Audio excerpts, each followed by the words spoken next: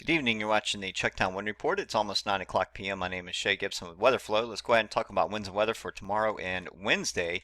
I'll talk a little bit about Thursday. It's getting a little ahead of ourselves as far as getting into later in the week and into the weekend. So let's focus on the next 2 days. So looking at the surface map, today we had our nice sea breeze. There's a little bit of a coastal ridge that built off of our coastline. Nice little high pressure. We had westerly winds aloft below this cold front boundary dropping down, which is heading towards us now. It looks to pass overnight. It is breaking up along the tail end as this low heads up the boundary, separates away from it, and it bites down into this drier air. So no rain or storms expected tonight. It's fizzling out as we speak.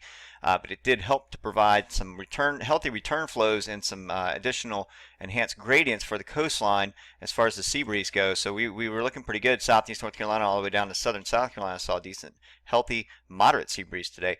Behind this, here's the high pressure that we talked about last night. That's going to be bringing down a northerly flow behind this boundary.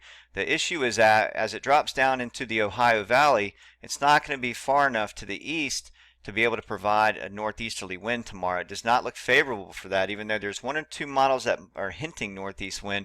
I don't think it's going to be enough to really get those winds to turn. We're going to probably end up more with a north-northeasterly wind tomorrow afternoon. Tomorrow morning we'll start out mainly with the north-northwest, maybe even northwest wind going pretty strong. We could be talking gusting to the mid-20s to start as this colder air drops down in behind this boundary and it passes through overnight. So we could be talking about a moderate to strong flow to start out, and then the winds become a little bit more northerly in time and slowly fade throughout the day, maybe even holding low to mid-teens, maybe some upper teens pulses here and there as the day goes on, as those temperatures stay on the cool side. So looking at the SPC mesoanalysis, here's the remnants of the high coastal ridge that developed earlier. It's still reading out on that map. If we look at the other sector, let's change sectors over to here. I want to see where this cold front boundary is. And there it is right there.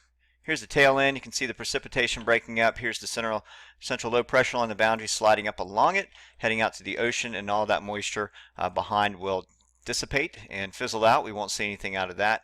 And let's go ahead and take a look at the GRE on radar, and you can see exactly what's going on. So the tail end right here, as it crosses the Appalachians, it'll probably kill off whatever's left as it heads down into the Piedmont. You may see a little bit of a moisture surge right in here around the middle areas of North Carolina, but as far as South Carolina, a couple of clouds in the sky tonight and no real rain. Let's take a look at the temperatures, and you can see the temperature difference dropping in behind this. Tomorrow's going to cool down. We're going to probably see upper 50s for highs as these temperatures are cooling out behind the boundary. If we look at our 16-day temperatures for tomorrow, we're only looking at 60 degrees inland. This is for mainly the airport area, and then tomorrow night we drop down near 40 degrees. So inland locales could be seeing upper 30s. This is just indicative of winter, old man winter, not really wanting to give it up yet.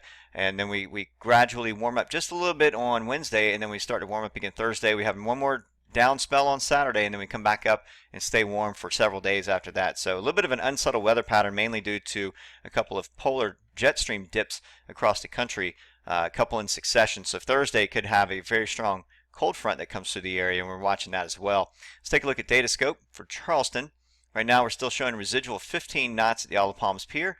We have 9 knots, which is really more like 13 or 14 knots at Sullivan's Island. It's got a little bit of a land shadowing effect and inland effect off the sand dunes.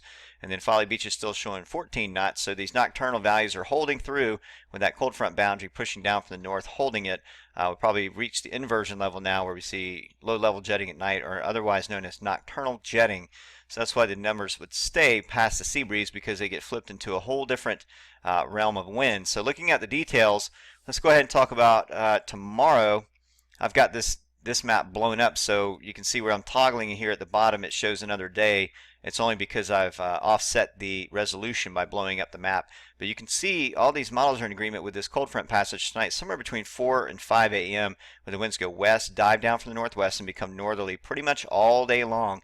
We don't see that lean until later into tomorrow night. Now, a couple of models here, National Weather Service and the NAM 12, I believe, not the NAM 12, but the GFS show a little bit of a northeast turn by tomorrow afternoon, but I just don't see it happening. If it does, it'd be too late for anything to really couple and come up. But we've seen stranger things in Charleston, so we can't rule that out. Wednesday morning, though, however, that high pressure does look like it could. If we look at this map, we could see this high pressure line up along the eastern seaboard and drop down this nice, cool northeast to east-northeast flow for Wednesday, and really couple with a sea breeze oscillation along the shore. So we're looking at sometime in this this time right here, these models, if it's going to hold an east-northeast wind at this time, these numbers will be wrong. It'll be more like up into here where we may see 17 to 21 knots. So that's just with the sea breeze coupling that the models don't pick up. So we'll be looking at that for Wednesday. As far as Thursday, we're getting a little ahead of ourselves on that, but it shows a southerly boost ahead of a cold front in the morning hours, and then passage by afternoon. And we see a strong or a moderate westerly when we work its way in, and then becomes stronger on Friday. So we may have a couple of days of westerlies out there for 2 days straight with some drier air. And that will do it for the Chucktown Wind Report. I think I'll be back on tomorrow night. Maybe we'll talk a little bit about later in the week, and as we get into the weekend for the Fort to Battery on Saturday. It's a little early to pull the trigger on that, even though down here in the models you can see that there's a north-northwest flow.